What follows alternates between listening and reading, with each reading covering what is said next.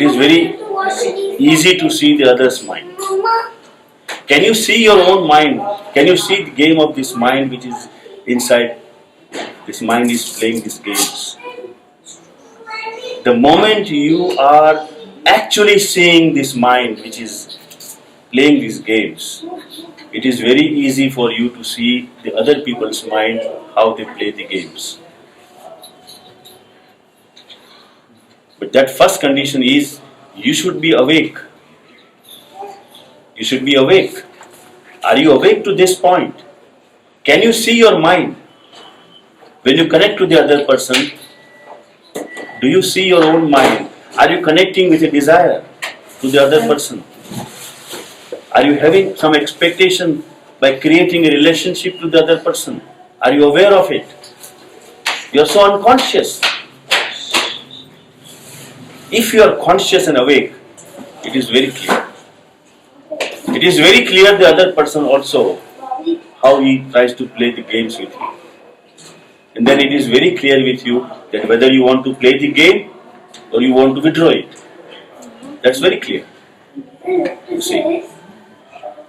So at that moment, what is your inner state when you relate to the other person? What is your inner condition? Either you are asleep or awake. Is very important. Is very important. But if you try to judge the other person that he is playing a game with the mind or not, how can I know it? It is not possible. Because your own desire to know somebody's mind to play the game itself is a game. You will be not interested to look after that. You will not be interested to. I don't know whether it is clear to you. Your face does not look. Well, it's clear just. Or you have gone somewhere. No. Make it more clear if you are not clear. Like, how to really be clear with myself if the other is just cheating me or is just what is the real intention of the other person. Like, Why do you want to understand that other person is cheating you or what is intention? It's like many times. If you are cheating yourself, how can you know somebody is cheating you? See. If you know that your mind is cheating you, then it is very clear that you will understand the other people, whether they have intention of cheating you. Very clear. But are you clear inside that each moment this mind is cheating you?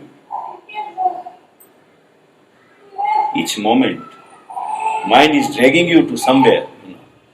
And this is what I am trying to share here, that if you really want real transformation, real change, drop this whole idea that you want to change or you want to transform. Drop this whole idea. This is the first cheating of the mind to tell you that this is something wrong inside and something right inside. Something wrong that you have to be improved, it has to be freedom. This is the cheating of the mind. And cheating, why I am saying cheating? Because where there is no possibility of any change and the mind is promising a change is a cheating. What is cheating? Somebody who is promising something and cannot deliver is cheating. Isn't it? If I promise you enlightenment and I don't deliver the enlightenment, I am cheating you. Isn't it? If your mind is promising something, that this is possible, a transformation is possible, a change is possible, an improvement is possible, a freedom is possible, your mind is promising and it does not deliver it. It is a pure cheating. Do you realize this cheating of the mind? Do you realize this game that mind is playing with you? I am trying to wake you up to this point that be aware of this game of the mind, cheating of the mind, that it cannot. It cannot. Do you see it clearly? And for that, seeing clearly, I am just trying to tell you that just understand it, maybe as a knowledge, but understand it and start telling yourself that I am fine the way I am. Then you escape this cheating of the mind. Otherwise, he will take you for a ride. And we are all onto the ride, from one to the other. It's riding on us. Very simple understanding what I'm saying is, if you are convinced with something with the mind is cheating, the game of mind, and you have been experiencing this, that it does not deliver, it does not take you anywhere. It promises, and puts you into some doing, takes you somewhere on the right, and does not give you anything. Are you honest within? Look within again. How many years of effort? How many years of meditation? How many years of spiritual struggle that we are all in? And where do we reach? Same inside. Be honest and look inside. That are you really changing or the same? Same desire, same frustration, same misery, same suffering, same pain, same tension. Is there any change? Maybe a temporary separation of, a temporary forgetfulness does not mean there is a change. It comes back again. Be honest, look inside and see within that is there any radical change that has happened. Look at your responses to the life. Does it reflect any relaxation? You are same frustrated person. Look at there. And if you really look there, and looking there you will understand that how long you have to go after this mind. How long you have to ride on this. Once you understand, I just say that through this understanding, say yes to yourself. Say yes to yourself. And that realization that I cannot change myself through your own experience, through the effort of mind, if you just wake up and tell yourself that enough of it now, finished with the whole thing, and just relax. This relaxation I call the acceptance with the understanding that no more I am interested to go after any change. I am the way I am very much relaxed with that myself. Then you will start loving yourself. This will change by itself.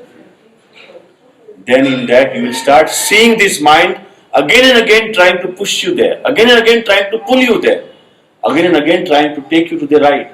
And you are aware of it. You will not go after it. You are aware of it. That you have mind which has the habit of taking you for a ride. But don't go after it. You just relax. Okay, fine. If I have mind, there is a mind. Doesn't matter. This transformation, this awakening inside, you will not only see your mind, but you will start seeing the other people's mind, that how they people play their games.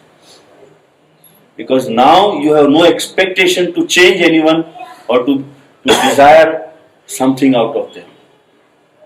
Because that fulfillment which happens to the acceptance brings a cut.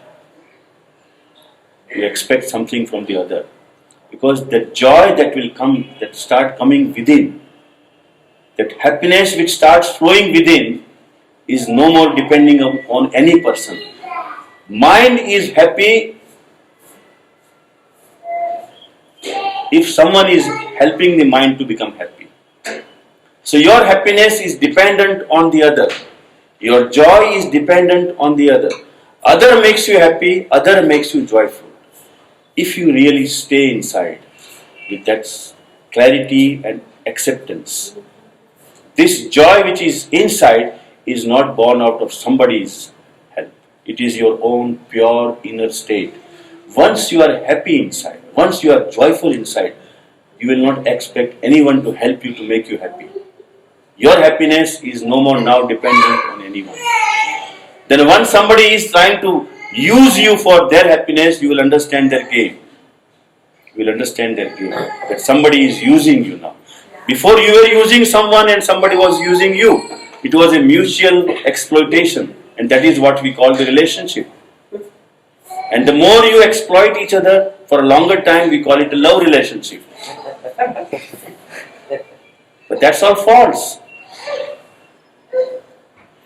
Real love relationship is first within yourself. You fall in love with yourself. It is not falling in love, you rise in love within yourself. But when you are connected with the other person, you definitely fall in love.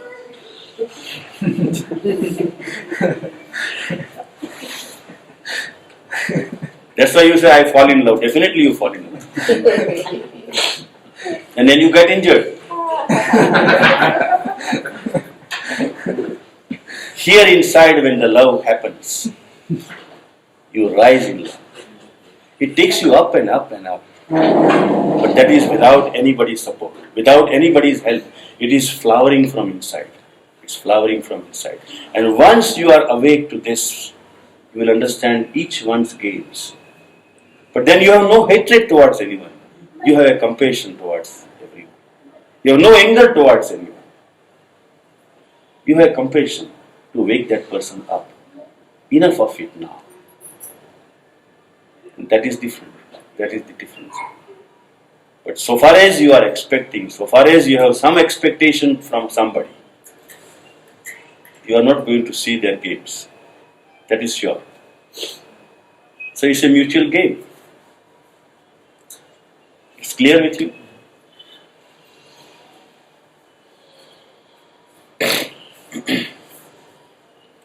Yes?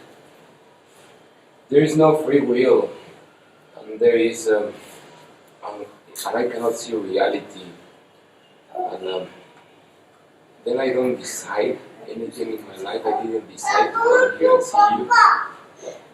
There was not a choice for me before going to the White Rock or coming here to you. If I don't decide, then my life is all random. Then you will be rightly deciding. Now you are deciding out of the confusion. But once you are into that clarity of that truth, that you have no free will to decide, and you stop deciding, you connect to the right decision, which is the decision of life itself. That where now at this moment, which direction you have to move.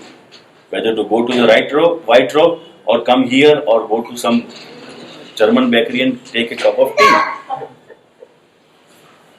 That will be the right decision. And the right decision means there is no confusion. There is a clarity. When you decide to come here, you still have a confusion whether you have taken the right decision or not. When you are sitting here, and if you don't understand what I am saying, your mind is telling you it was better to go to White Robe than to waste time here. See, this man is speaking something nonsense.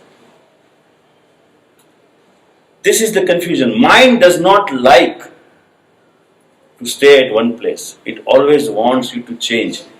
Even if you go to the White Robe, you will be sitting there thinking that, God, why I came here? I would have gone to Kiran. Same mind is playing this game. Mind does not like where he is. Mind always wants to escape from this things. This is the game of mind, and this is the indecisive of mind, nature of mind. The clarity when it starts coming with the understanding that there is no free will. It does not mean that you have no freedom to desire or decide something. But decision comes from the clarity of the happening now, and that happening now is giving you some clarity inside as an impulse which direction you should move as an answer. If some friend is telling you that I am going to Kiran, do you want to come? This is this life which is speaking through him. This moment, the life is asking you, if you really make yourself available there, but that confusion which is going to come to the mind has two answers, whether to go here or to go there. If you are not jumping to any conclusion there and staying there, you will get the right answer. This is the law of life. Each problem, each situation, each demand, each challenge, when life creates means not coming from your own mind's tiredness or what you call the boredom. But somewhere you are not even thinking of something and somebody comes up with an offer where the life is offering something through him. At that moment, if you are not following the answers coming from the mind, from the conclusions, from the logical thinking, but staying there without any decision, in that staying, which I call the acceptance, you will get the right answer. And the answer will be an impulse to go to Kiran. That will be a command. But the mind will say, why should I go to Kiran? Mind will definitely say, why should I go to Kiran? Is there any promise of enlightenment? If I go to White Rock, I will be moving little one more step. Because your whole purpose with the mind is to get to something. Isn't it?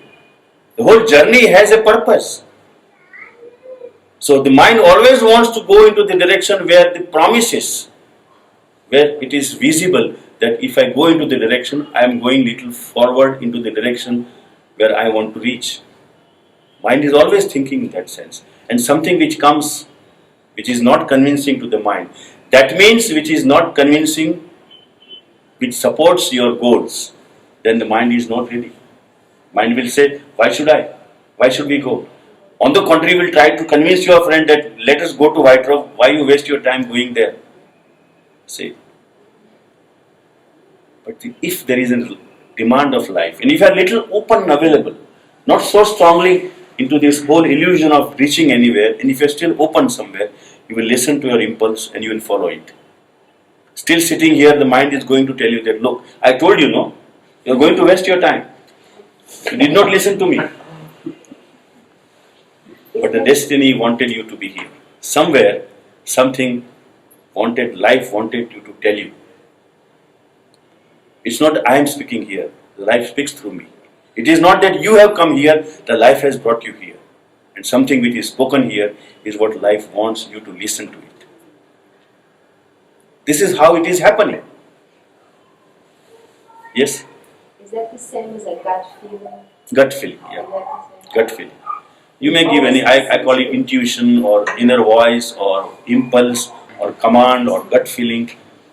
Any feeling that has no reasoning at the base. Understand this.